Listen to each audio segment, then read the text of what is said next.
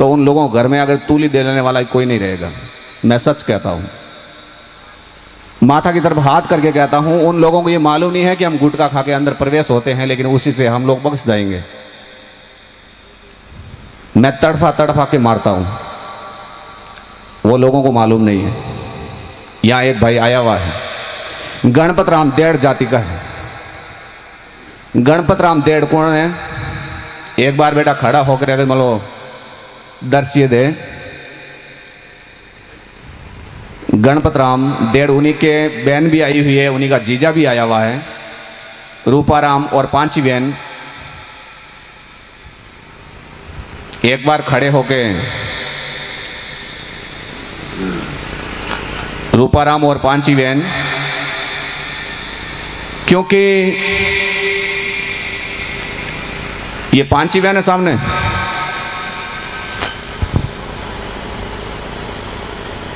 जब इन्हीं का भाई आया था यहां पे, अगर बोला गुरुदेव मेरे पुत्र नहीं है, मेरी संतान नहीं है, मेरे ऊपर थोड़ी कृपा करिए आप, तब इन्हीं को कहा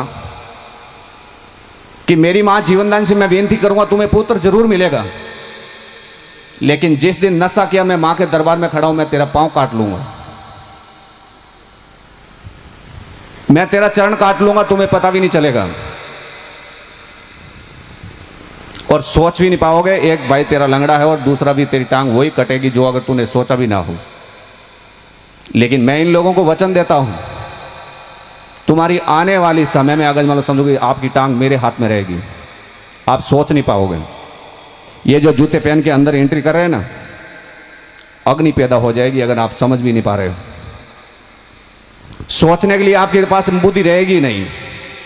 चाहे आप पुलिस प्रशासन के पास में चले जाना, चाहे किसी मंत्री के पास चले जाना, लेकिन मैं इतना जरूर कहता हूं, मेरा हाथ जब वहां पहुंचेगा तो ये लोग देख नहीं पाएंगे। मेरी मां जगदंबा की वहां तलवार पहुंचेगी तो ये लोग उनका सामना नहीं कर पाएंगे, हाथ कहीं देने के लिए जगह नहीं रहेगी। ये भी कहता हूं, मैं एक ही चीज से चेष्टा रखता हूं, मरने की अगर खासियत मेरी एक ही मां है, दुर्गा मारने वाली। बाकी यहां कोई राक्षस पैदा नहीं हुआ, ना कोई भूत प्रेत, ना कोई शस्त्र बने हैं, ना कोई शैतानी। अगर दुनिया कहती है कि अगर कब्र के ऊपर पेशाब करने से ये हो जाता है, आप जहां कहोगे मैं करने के लिए तैयार हूं। लेकिन मैं इतना जरूर कहता हूं, चाहे यहां का कितना भी डोन क्यों ना हो, मैं उन्हीं के लिए भी कहता हूं कि यह अच्छा नहीं है। आप चोरी चकारी अगर किसी अगर भोमिया जी और अगर रामदेव जी और गोस्वामी स्थान से की है, अपनी माता की कोख से जन्म लिया, तो जीवनदानी दुर्गा मां के दरबार में चोरी करके दिखाइए मुझे, मैं मान लूंगा वास्तव में अगर मां की औलाद है असली। अगर असली माता पिता की संतान है तो जीवनदानी दुर्गा मां के दरबार में चोरी करके दिखाई, मैं मान लूंगा वास्तव में असली संतान जन्म लिया है। 7 बार जन्म लेना पड़ेगा उसी को। ये भी मेरी माता के विश्वास के तौर पे कहता हूं। लेकिन ये कार्य स्वाभाविक नहीं है बेटा। और गणपत राम को अगर मतलब सुनो, मां ने जगदंबा ने 7वां महीना चल रहा था, उसी समय पुत्र अगर उनको जरूर दिया, और उसी समय गणपत राम अगर मान लो गया था अपना उड़ीसा या बेंगलोर, और वह जाकर कहता है कि अगर अभी मेरे लेडीज को बच्चा होने वाला है। अरे क्या बात है गणपत राम, तू तो काफी दिन बाद में यहां मुझे दिखाई दिया है। साथी संगलियों को कहता है कि मैं काफी दिन से यहां आया हूं, तो कुछ पार्टी वार्टी हो जाए। तो गणपत राम जी दारू की बोतल लेके आए। क्या ले आए? दारू की बोतल। मां जीवनदानी, मैंने वादा निभाया गणपत राम से, लेकिन गणपत राम ने मेरा वादा तोड़ दिया था, इसलिए गणपत राम की मैंने टांग ली। अगर मान लो बुला के पूछ सकते हो आप। लेकिन मैं इतना कहता हूं, उन अगर जो जूते पहन के अंदर आए हैं, जब मैंने उनकी टांग लेना शुरू किया तो उसके मां बाप के आंसू खून के बंद नहीं होंगे।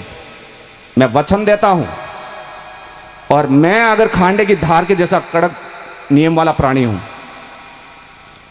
किसी माई की लाल की अगर जो जन्म नहीं लिया ताकि अगर मेरी मां जीवनदानी दरबार को बंद करवा सके। मैंने लॉकडाउन में भी दवाई बांटी थी, मेरी मां की इतनी कृपा है।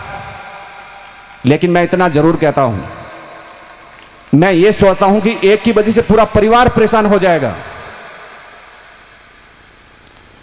इसीलिए ये कार्य ना करे तो आपके लिए बहुत ही बेहतर होगा। ना मुझे घबराहट है और ना किसी का डर है। जब काफी बंदे अगर यहां आए और कहते हैं उन्हीं को नीचे बुलाए, मैं आपके घर तक आ जाऊंगा, अकेला आ जाऊंगा मैं आपके घर तक, आप मुझे छू भी नहीं पाओगे। उससे पहले आपके कपड़े अगर मान लो समझो कि पानी से भीगने लगेंगे। इसलिए कहता हूं दोबारा इस दरबार के अंदर चेष्टा ना रखें कि ऐसा अगर कार्य हरकत करें। जिसको करना है तो अगर अवश्य मुझे आवाज देकर करना। मेरा जीवन आदि समय परबस रहता है। और मैं ये भी कहता हूं जिसके घर पे गया मुझे भूख लगी है और मैंने भोजन नहीं किया तो मैं उनके घर पे आशीर्वाद नहीं श्राप देकर आता हूं। ये भी कहता हूं, मैं सामने हाथ करके कहता हूं जिसके घर पे मुझे न्योता दिया और उसके घर पे मुझे भोजन नहीं करवाया और वहां मुझे भूखा भेज दिया, मैं उन घर पे आशीर्वाद नहीं श्राप देता हूं। ये भी मैं साफ साफ कहता हूं। क्योंकि मेरी मां अगर भूखी अगर रह जाए मुझे मंजूर है, लेकिन मेरे मां बाप भूखे रह जाए वो मुझे मंजूर नहीं है।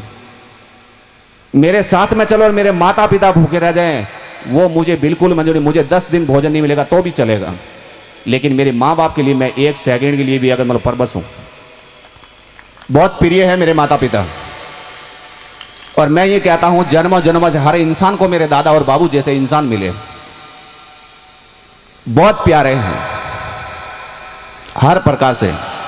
जब तक मैं कहीं चले जाऊंगा तो ये पूरी रात अगर बैठे रहेंगे लेकिन सोएंगे नहीं।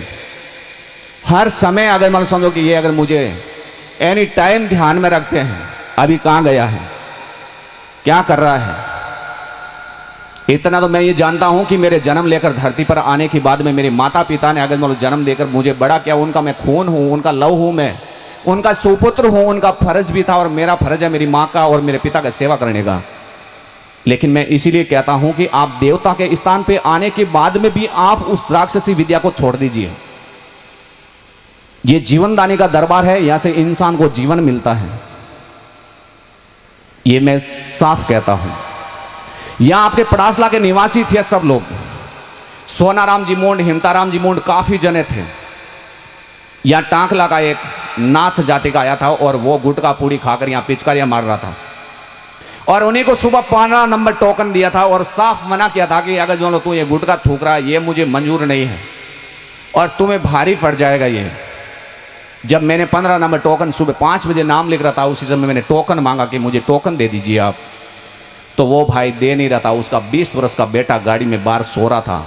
अगर पड़ासला में अगर मतलब समझो कि जाकर पूछ लेना अगर मैं सोनाराम मुंड और हिमताराम मुंड को, उसी दिन काफी अगर बंदे मौजूद थे और मैं अगर मतलब मांगीलाल भाई गोदारा उसी को अगर भेजा के अगर आप फोटो खींच के लेके आए, वहां से वीडियो बनाकर लेके आए, मैं बाद में उन्हीं की अगर मतलब समझो कि देखता हूं। मेरी मां जीवनदानी ने अगर आपकी नहीं सुनेगी, उसे अगर कई गुना ज्यादा मेरी मां जगदम्बा मेरी आवाज को अवश्य अगर स्वीकार करेंगे।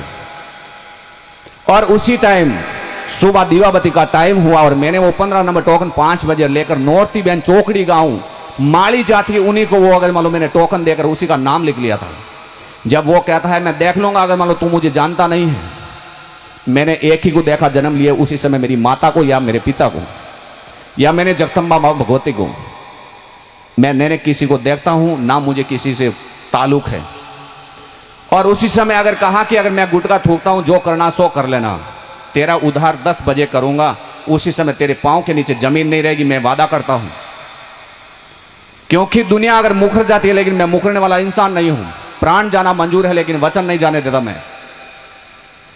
और उसी समय साथ में अगर मान लो एक मूलाराम कुंभार था टाकला का, उसने कहा कि अगर गुटके पूड़ी अगर मानो नाथ जी मत थूको, आप कुछ तकलीफ हो जाएगी आपको।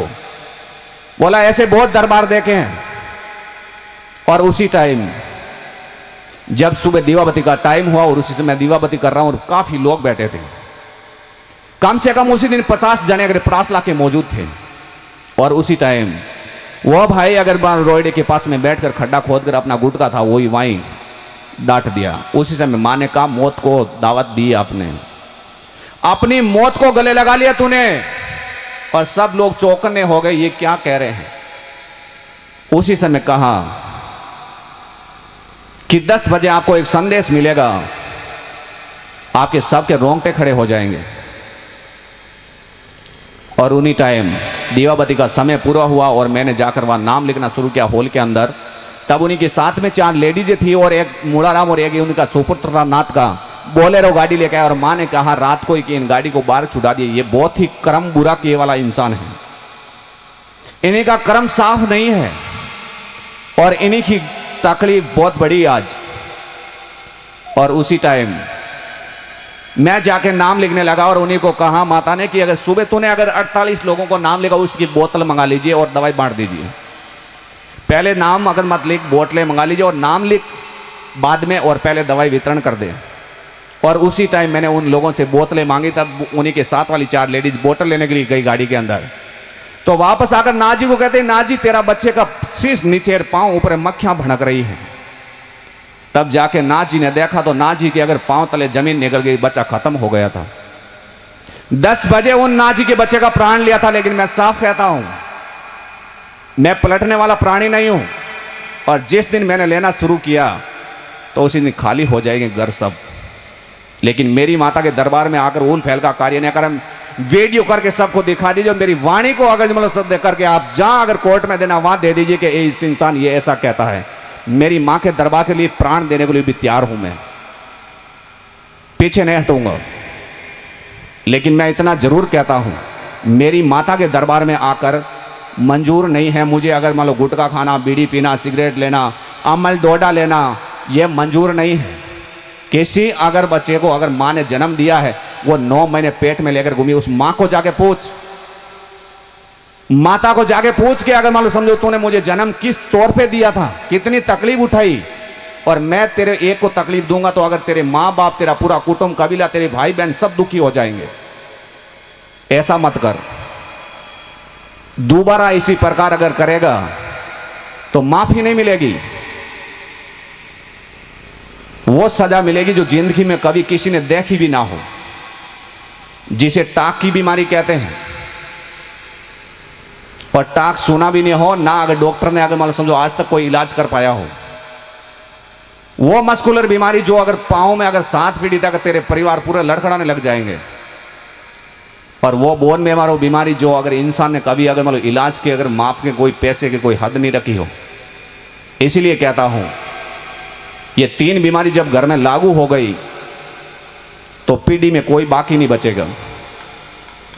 इसलिए कभी भी अगर किसी के साथ कहीं पे भी दरबार में जाते हो तो अपना अगर मान मर्यादा के साथ में उसी का मान सम्मान करिए। आप हर इंसान की अगर मान लो समझो कि मर्यादा रखिए, आप हर इंसान की अगर मान लो समझदारी रखिए, आप बड़े की अगर मान सम्मान करिए, आप जिस द्वार पे जाते हैं उसी का मान सम्मान करिए, आप आपके लिए बहुत बड़ा फायदा होगा। दुनिया कहती है कि अगर मान लो शादी होने के बाद में 4 माँ बाप होते, लेकिन मैं बिना शादी 4 माँ बाप की औलाद हूं।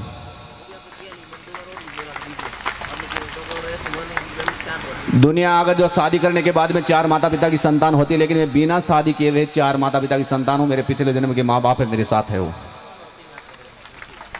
और मेरी माता भी यहाँ मौजूद है, मेरे भाई बंधु सब कुछ यहाँ मौजूद है। लेकिन मेरा एक कर्तव्य ऐसा है कि अगर दवाई देने से पहले मैं किसी की प्रेम भाव नहीं रखता, क्योंकि मैं माता की आज्ञा की पालना करता हूँ।